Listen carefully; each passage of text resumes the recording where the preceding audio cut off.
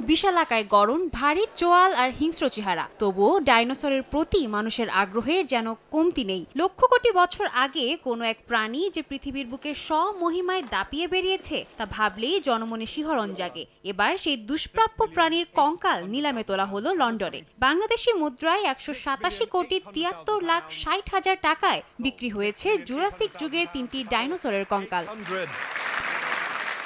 কঙ্কাল তিনটির মধ্যে ২টি অ্যালোসরাস এবং একটি স্টেগোসরাস জাতের। এক জোড়া অ্যালোসরাস $১,৩০,০০,০০০ এবং স্টেগোসরাস $৫৪,০০,০০০ বিক্রি হয়েছে। কঙ্কাল তিনটি মিলেছে যুক্তরাষ্ট্রের ওয়াইওমিংয়ে।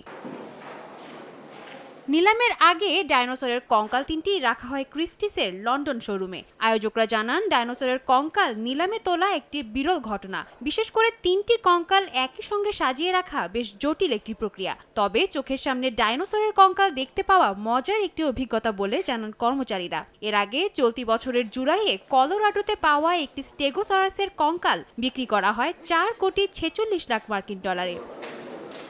সাদিয়া তাসনিম, সময় সংবাদ।